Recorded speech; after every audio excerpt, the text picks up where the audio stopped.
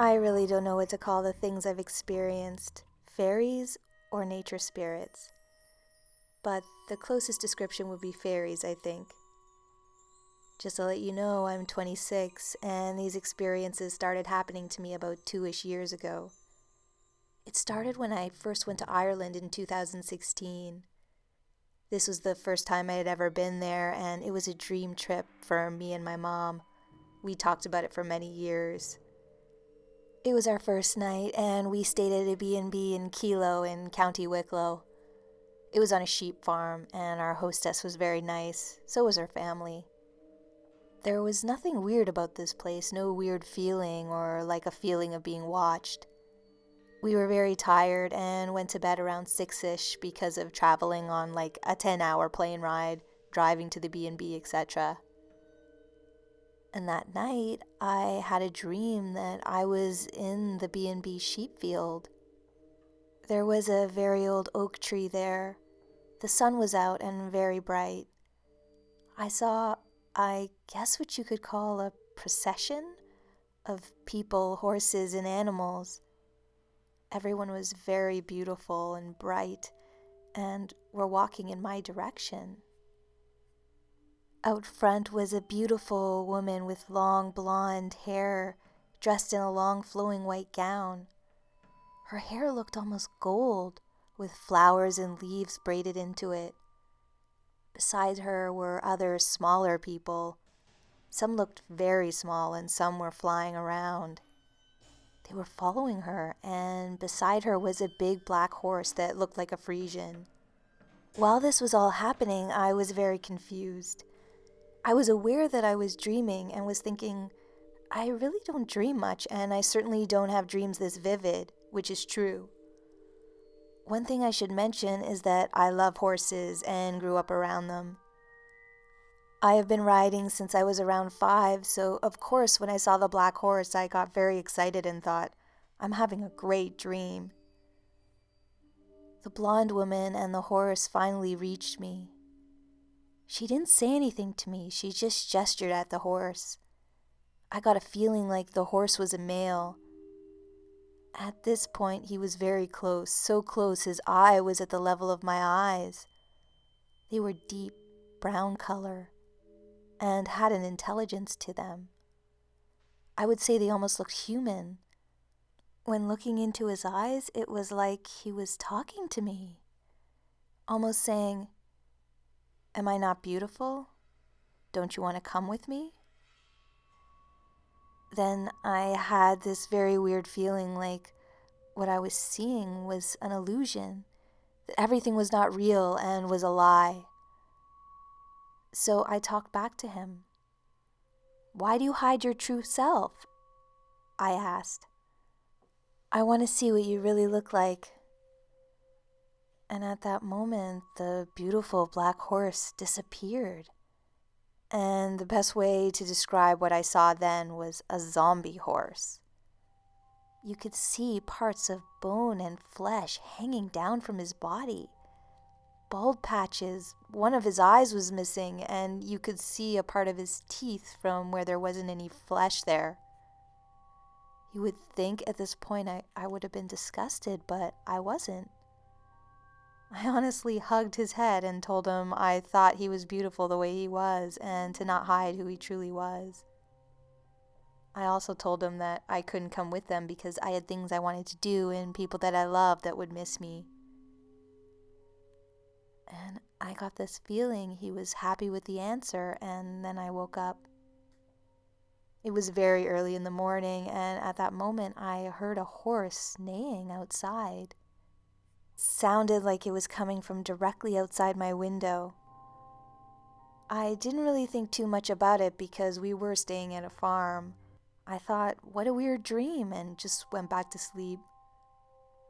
Later when I got up and ready to go do some sightseeing with my mom, we were outside and our B&B lady came up to us just chatting and asking questions. Like what we were going to do that day or telling us cool places to go visit. Before we went, I turned to her and asked, Do you have any horses? She seemed confused and said no. I asked if the neighbors or anyone nearby had a horse, and she said no, just sheep. Then she asked me why I'd asked. I told her how I heard a horse neighing earlier that morning, and it sounded close to the room we were staying in. She gave me a very weird look and then dropped the topic. At that point, I was weirded out and just wanted to leave. Everything else on the trip went smoothly, except that a few more times I thought I heard a horse neighing and couldn't find the source. But there were a lot of farms. Eventually, we flew home and got back to our regular lives. The thing is, even back home, I continued to hear a horse neighing at odd times and places. Like when I'm at work. I work on the 6th floor in a downtown building. A horse can't be in a 6th floor building. And sometimes at home, I hear giggling, laughter, and, of course, a horse neighing.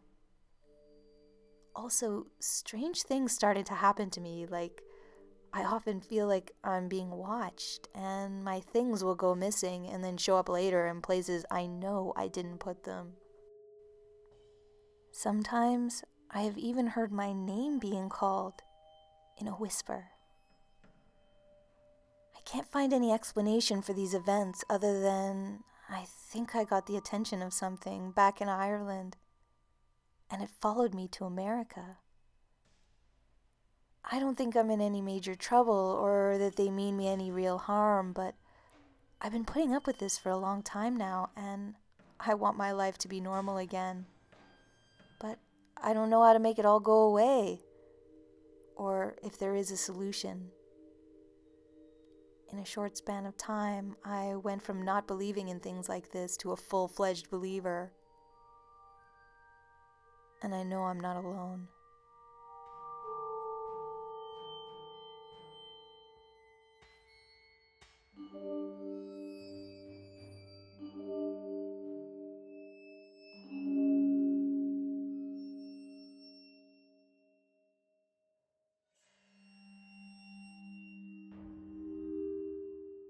My dad and I saw a fairy. We were driving from Philadelphia to his house in a rural area in Rome, Pennsylvania. I was about 17, 18 years old, and I was the one driving. It was very dark outside, and all of a sudden, I saw a deer standing in the middle of the road. I stopped about 15 feet from it and waited for it to move. At the same time, a car on the other side of the road came speeding towards it and hit the deer from behind. It was horrific. The deer flew up about 10 feet high, spinning at least 3 times in the air, and landed hard. It tried to get up and run off, but its back leg bones were sticking out, so he couldn't move. I immediately started bawling my eyes out because I felt so bad for that deer, and the a-hole who hit him never even stopped. Another car drove up slowly afterwards and stopped, and my dad and this stranger pulled the buck off to the side of the road so he wouldn't continue to get hit. I was so upset I couldn't even drive, so my dad took over. As we were driving along and discussing what just happened, I saw something glowing. It was the shape of an orb, and it was floating right towards the front windshield. This thing gets right in front of the windshield and floats up. As it floated up, I saw little human legs crisscrossing very fast and fluttering wings. I didn't say a word, but my dad said, "What the hell was that? It looked like a damn fairy." I agreed 100%. That was definitely a fairy. I didn't get to see its body clearly. It was there, but since it happened so fast and the wings fluttered so quick, I was only able to get a good look at the legs. My dad said maybe it was the deer's spirit saying thank you, or a woods fairy. Either way, it was not scary at all, and I'm very happy to have had the experience and to have been able to share it with my dad.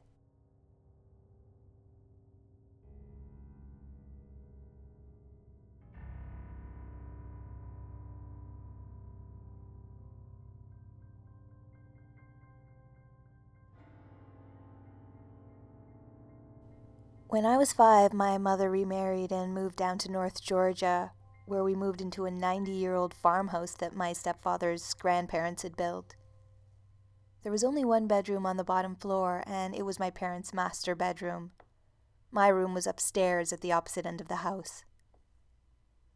At 5 years old, this really scared me. However, I had the whole upstairs to myself.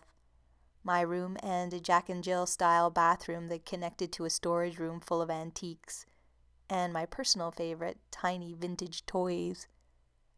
I would sneak out of my room at night to play with the strange toys from the past, in the dark, with only the light from the bathroom lighting my way. One night, while my mother was bathing me in that bathroom, I looked across the room to a full-length mirror and saw a deer in the bath with me. It looked at me with an intelligence like a person would have. It had soap bubbles on its head as if it had come up from beneath the water. My mother was still in the mirror, her back to the spectacular sight. I yelled, "Mommy, a deer is in the bath with me!" And she laughed and said I probably had soap in my eyes or something. I tried to point to it, but she just wanted to finish the bath. I can recall the deer was a fawn, and around its head were what I describe as fireworks. I remember wondering why my mother didn't find it so interesting and assumed it must just not be that spectacular. It got even more bizarre when I spent the night at my new grandparents' house all by myself for the first time. I was sleeping in an upstairs room alone. I remember the red shag carpet like it was yesterday. I was always a hard kid to put to bed, but the bed was really comfy and I fell asleep pretty quickly. It didn't last long though. I was soon awakened by the same deer, but it was slightly larger than the first time. Its head was just above the mattress of the bed, and I knew somehow that it wanted me to follow it. Earlier that week, my grandmother had taught me about the keys to the back deck, as I would go out and play, and she would ask me to lock up when I was done. This meant I knew which drawer in the desk to use to exit to the backyard, which is naturally where I assumed we were going. It was a deer, after all.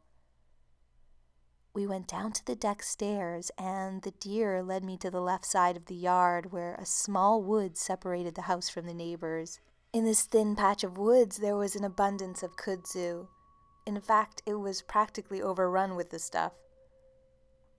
This deer led me into it, and I could see as we moved forward that the kudzu cleared out, and beyond it was a grassy cave. The cave wasn't dark. It was like this deer emitted a soft white light and lit the way. We didn't go that far into the cave before I started to see butterflies and massive flowers and mushrooms the size of ottomans. Many other creatures, squirrels, wolves, cats, raccoons, any creature that lived in the woods, greeted me like I was an honored guest. And soon they brought me towards the largest deer I could ever imagine. He had massive antlers. They had to have been more than 10 points, maybe 12. He also emitted a white light, much brighter than the first deer, as he towered over me. I wasn't afraid, but I could sense that things suddenly got really serious. The deer asked me telepathically if I would like to live there with them or go back to where I came from. He told me if I went back where I came from, bad things would happen to me, but if I stayed there with them, I would never be sad. I thought about my family and my mom being sad without me, and I decided I couldn't do that to them. even though this new world was everything I had ever dreamt of and more. The next thing I remember, I woke up and bolted down the stairs and dragged my poor old grandma into the backyard to show her the cave I had seen last night.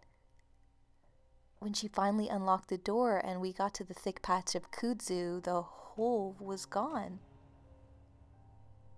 My grandmother pretended like she saw it, though, to play along with me, as though she thought we were playing a game of make-believe.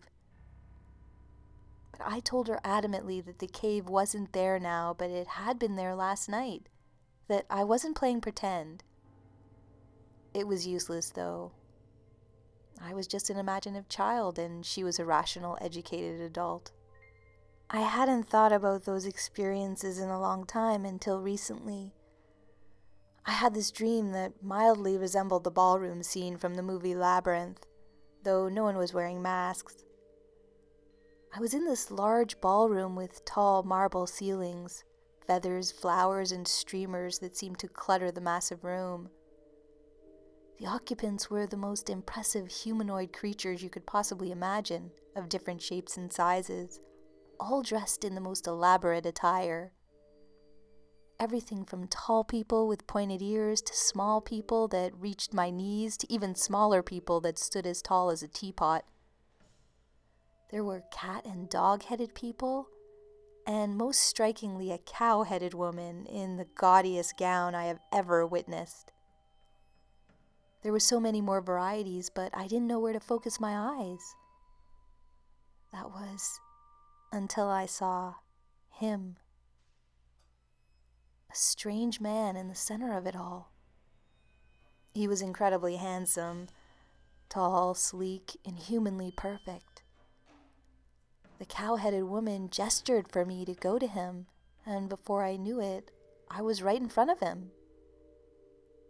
That's when I realized that I too was in an extravagant outfit, though I couldn't completely see it. I could feel its weight as he pulled me in for a dance. He asked me if I liked it there, to which I replied, "Yes, of course I do, it's magnificent." He replied with something like, "It's everything you've ever wanted." He then asked me if I would like to stay. And in that moment, I thought of my family and my new fiancé. I stared at this perfect face and this perfect place, but the longer I stared, the more lonely I felt. And the whole scene just began to melt away like a candle in an oven. And before I knew it, I was awake and in a cold sweat. I have had other, more minor experiences like these over the years. I don't know what it all means, but these fairy temptations are getting harder and harder to resist.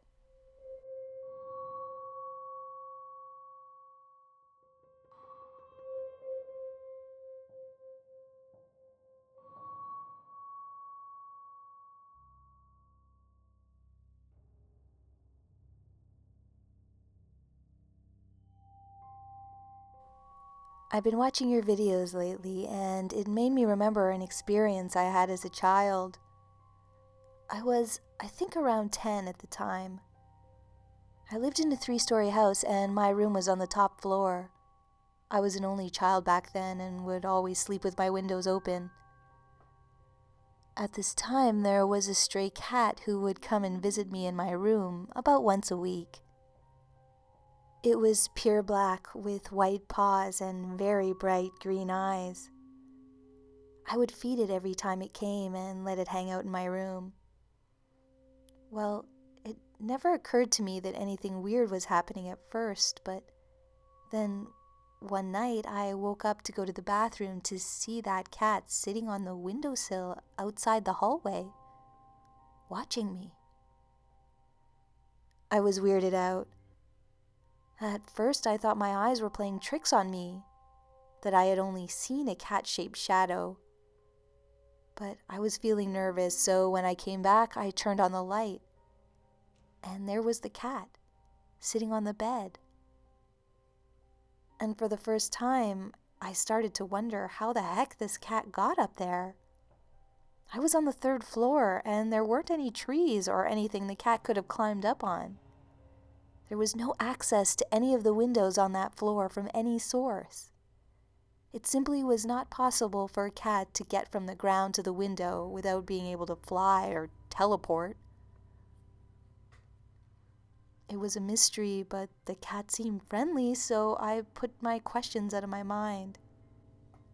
The visits with the cat kept going on this way, with the cat always being able to magically access my window, and always at night. Sometimes I would go downstairs to get a snack or see my parents and come back up, and the cat would just be there, sitting on my bed. When I was 16, we had to move for my dad's job, and I never saw the cat again. I'm 35 now, and thinking back on it, it makes me wonder if the cat was even real. I told my friends, and they said it could have been a type of fairy.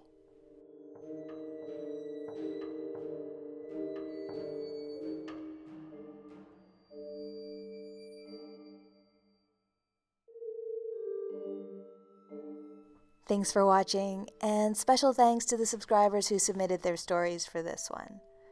I have some quick announcements. The first thing is I've been experimenting with my first piece of merchandise. I designed this Believe hoodie. As you can see by the fairy footprints, a fairy landed in some paint and then on the shirt and wrote the word Believe. It's a fun little fairy design, and picking one up is a great way to support the channel. It's also available as a sweatshirt and a t-shirt and a mug too, so if you like it, please follow the link in the description. I'll be trying out more designs in the future as well, so if you don't like this one, you might like another one coming up. The second thing is I'm going to be doing another live show soon. I know I've only done one of these, and it was a year ago now, but I'm ready to do another one. I've set up an interview with Dr. Simon Young. He's a historian of fairies and the supernatural. He's an academic and an expert on this subject, so if you have any questions that you want answered, anything about fairies at all, you can leave those here in the comments or on my Facebook page, or you can ask them live on the chat during the event if you can make it. That's going to happen December 15th. That's a Saturday at 4 p.m. Eastern Standard Time. I'll also be posting all this information on Facebook and Twitter. So definitely tune in for that. I think it should be fun. And that's it for the announcements. As always, I'd like to thank my amazing supporters on Patreon who are really proving to be the backbone of this channel, communicating with me their ideas, and really just keeping things going. It's a great community over there, and if you want to join, even for $1 a month, it's a huge help to what I do here. As always, keep sending me your true fairy encounter stories. I've been getting some fantastic stories lately, and if you've got one, I'd love to read it. My email is in the description. Don't forget to like, comment, subscribe if you're new, and until next time, this has been a visit from your Scary Fairy Godmother.